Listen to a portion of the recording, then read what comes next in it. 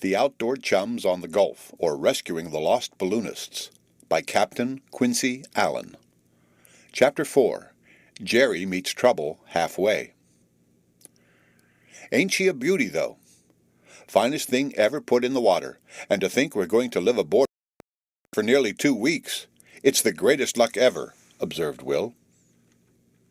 Talk to me about your automobiles and aeroplanes. Give me a neat little motorboat for mine.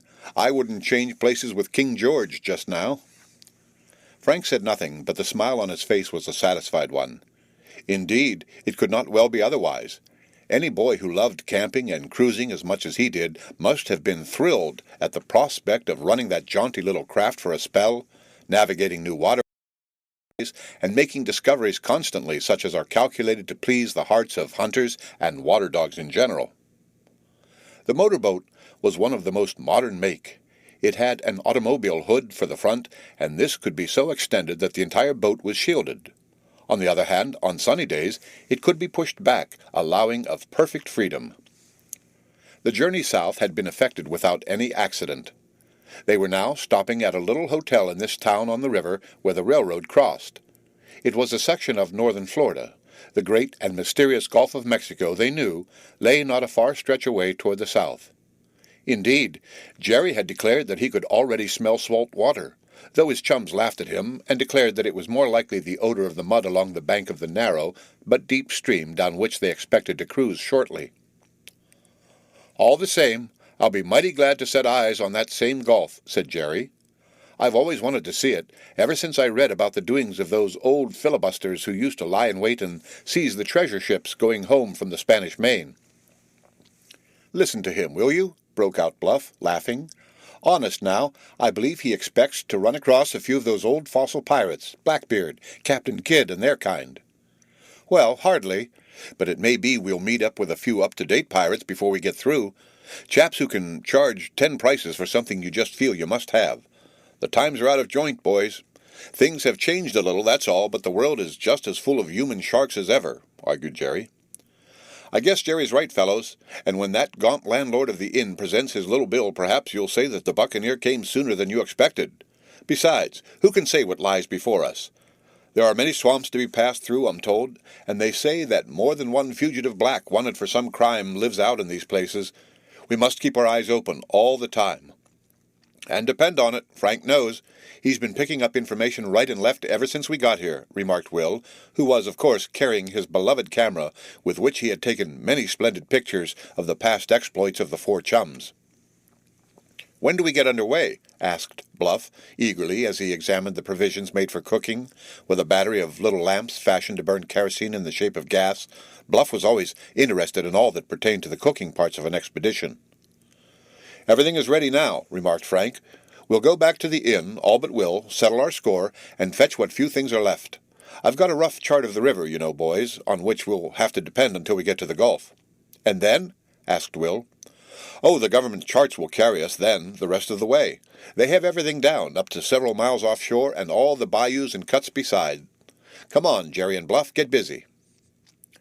Left in charge of the boat for half an hour, Will sat there in the warm sunshine, trying to picture what it looked like up around cold, bleak Centerville just then.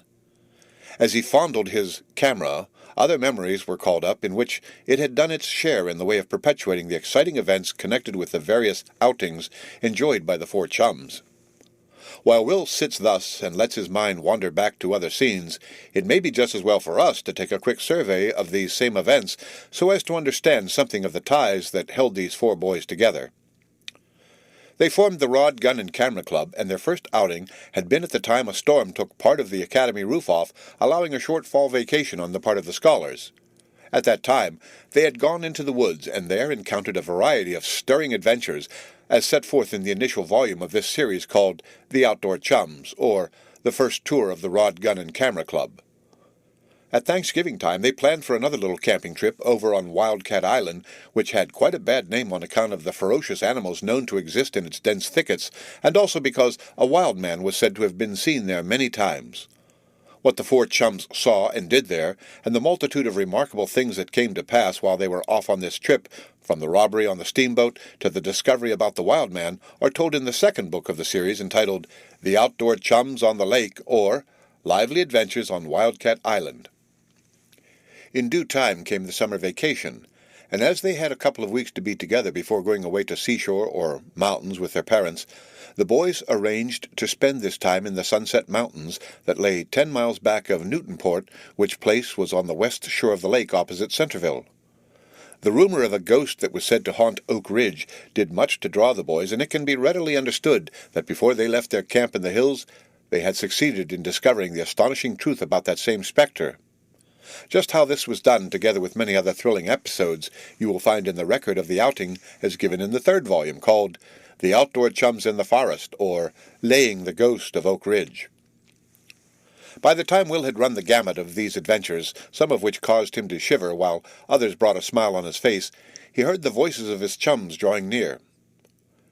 They soon joined him, each burdened with some more of the outfit in the way of blankets and clothes bags made of waterproof canvas. These were hastily stowed away, after which the boys began to get busy. Frank had, ere now, closely examined the engine of the launch, and even started it going, so as to get the hang of the thing, as he said. He felt that he had nothing to fear with regard to his ability to handle it.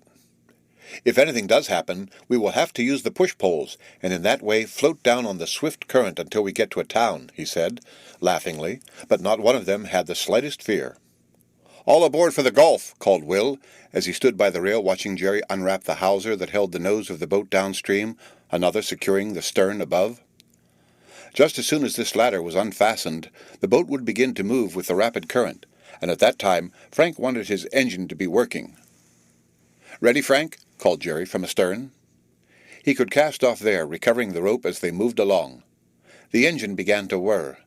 "Say, doesn't that sound encouraging?" ventured Bluff, as the cheery cough smote the air and announced the whole power of 12 horses to be at their disposal.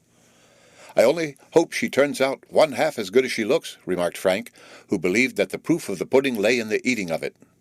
A minute later, satisfied that everything was working, he shouted, "Let her go, Jerry." Immediately, the motorboat commenced to glide downstream. Frank found that his engine worked like a charm. He could apparently do anything he wanted with it, and the whole apparatus seemed more like a plaything than a powerful motor.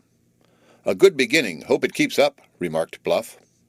"Me for a life on the ocean wave," sang Jerry, as he coiled the rope shipshape, and then going forward climbed up on the bow to look out for snags. There were numerous abrupt bends to the river just below the Florida town, and with that swift current it was difficult to navigate around these places successfully. By degrees, of course, Frank expected to become more familiar with both the engine and the only way these things could be successfully met. He was always wide awake and eager to learn. Jerry had perched himself on the forward rail, where he could survey the scenery.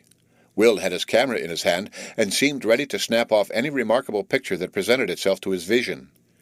He was keen on taking some views that would embrace the weird, hanging Spanish moss, though Frank told him to have patience, and any number of these would come in time. There was not the least warning when the shock came.